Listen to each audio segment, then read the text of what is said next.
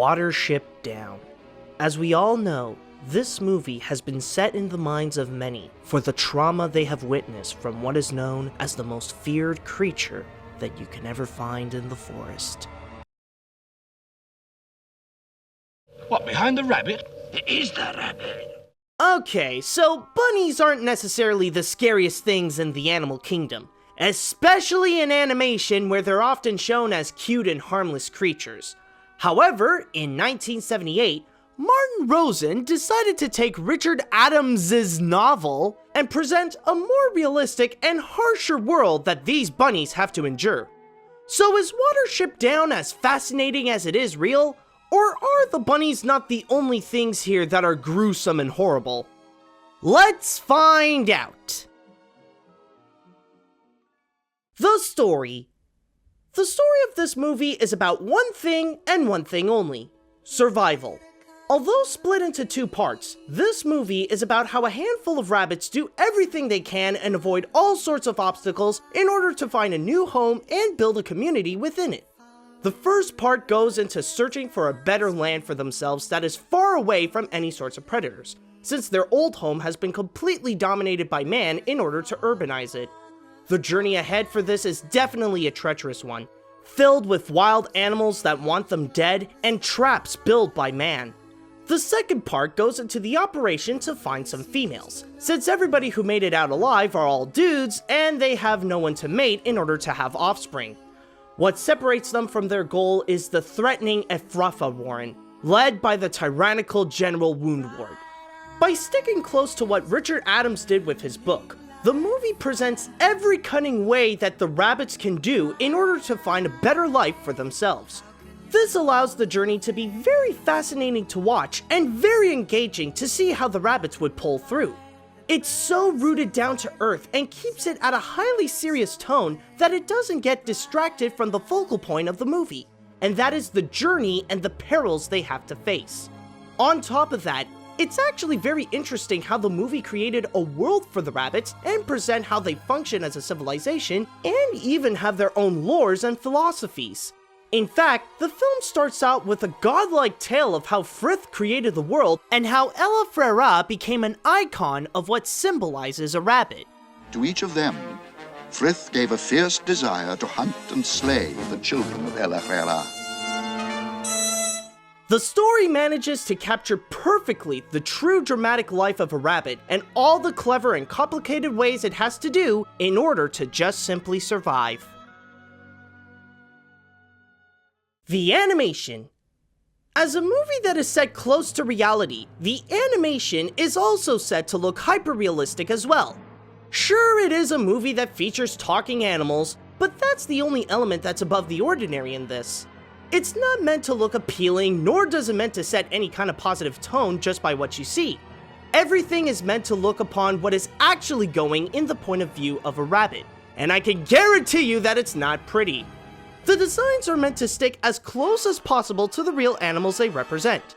No artistic spin or special sort of style needed, just the realistic look alone is how we can remember what these characters look like.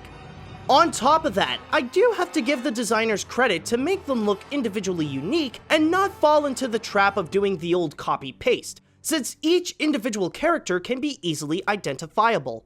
As for the character animation, that's where the realistic aspect becomes admirable. You can tell how the animators have done a good amount of research to study the movements and the mannerisms of what a rabbit does.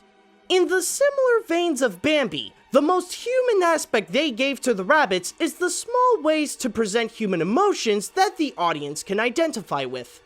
That, and also, it successfully captures the brutality of the fight scenes or when a rabbit falls in the hands of a prey.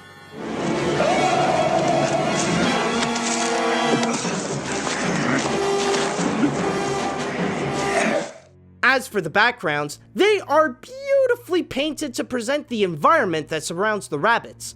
Also, the minimal use of color is actually genius to set the tone of the film. There's no vibrant or wide use of colors here. It's all set in many shades of brown, green, black, and maybe a small use of blues and reds. Actually, come to think of it, maybe there is a bit more of the latter. If I do have to find some sort of criticism, is that maybe the animation would need a bit of polishing. There are times when the movements feel a bit static, the characters don't fit with the backgrounds properly, and there can be a few technical errors here and there, but they are rather minor and don't take away the full experience. Outside of that, it's one of the very rare moments where the animation has captured reality in a gritty yet beautiful way. The characters. In the journey of survival, each of the characters we follow are meant to represent a certain aspect or quality that is required to achieve a better life. There's Hazel, who is the cunning leader that's a quick thinker that always has a plan that could be dangerous in order to get out of a sticky situation. His brother Fiver may be weaker than the other rabbits, but he has a strong instinct when there's danger that's looming them, and can tell that the area they're in are either safe or untrustworthy. Bigwig is the strongest rabbit of the crew, and shows courage to literally go out and fight against their foes in order for Hazel's plans to succeed. There's also Captain Holly, who had to learn the hard way of not listening to Fiver, and warn the others regarding the Afrafa clan.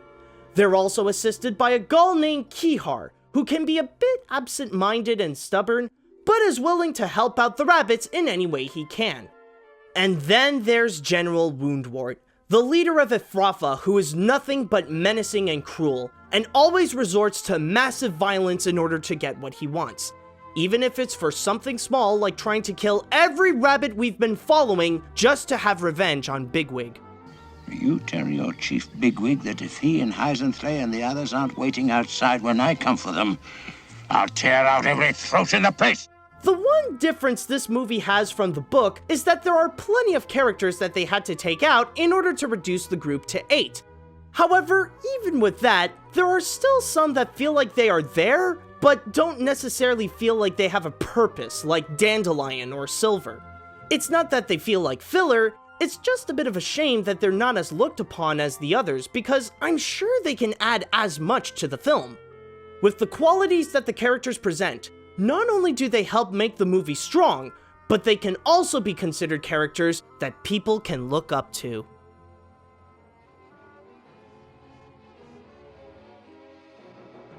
It may be a lot more serious, realistic, and often brutal than your average animated feature, but that's what exactly makes it memorably incredible. Watership Down successfully adapted Richard Adams' novel that contains a powerful story of survival and admirable characters with the use of stunning animation. If you're able to stomach the harsh reality of the true lives of wild animals, then this is absolutely worth checking out. In fact, this would actually make a great Easter film. I mean, it has bunnies, so why not get festive while you hunt for eggs? Right, Channel 5?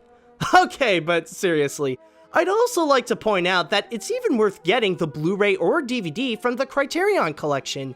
It's filled with interesting extras that go deep into behind the scenes, its aesthetics, and the people behind the film. Yes, it's as brutal as people say it is, but once you see it, you'll find that it's all worth it. And that's why it gets the AniMat's seal of approval.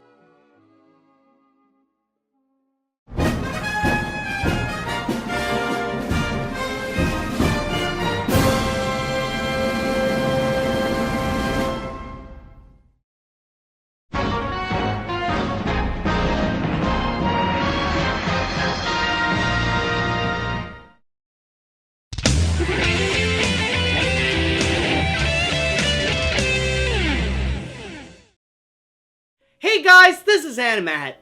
Wow, I gotta say that this truly is a fascinating discovery. Like many other people, I knew about Watership Down, and I knew about the gritty and scary imagery that this movie contains, mostly that are associated with General Woundwort and whenever he would go and attack like other animals, especially Bigwig.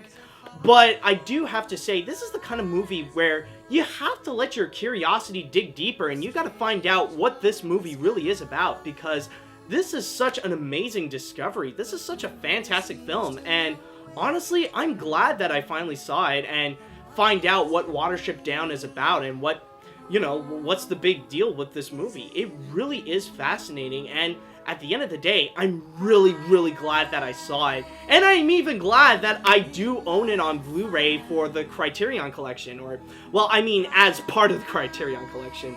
But there is actually something that I do find very coincidental about this film, is that not too long before this, I actually went and reviewed the 1954 film adaptation of Animal Farm, and I actually found that there are so many parallels between that film and Watership Down. They're both early British animated features. They both feature talking animals, but that's mostly the only supernatural thing that's about this movie. Of course, they're both hand-drawn. They're both based on a novel, and they both are based on, in terms of the original story, they're both based on a true event. They're based on a true moment in history. And with Watership Down, you can actually see the connections with how it can, be associated with real life and what actually happened at one point.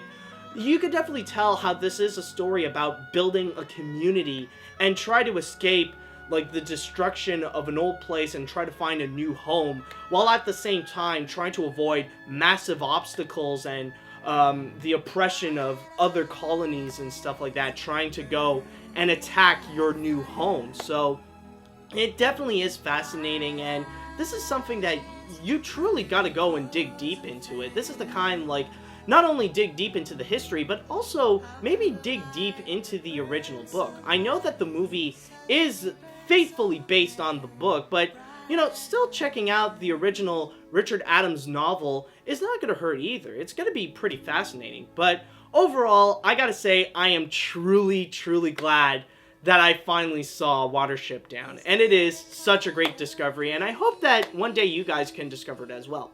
But anyways, that's pretty much it with Watership Down. And now it's time that we go and move on to a Patreon request. Yes, we got another one coming for you, and this one will be coming from Jeremy Sherman. So I would like to say that if you guys would like to be like Jeremy and you want to go and support my work and get some awesome rewards at the same time, then all you have to do is go to patreon.com/animat.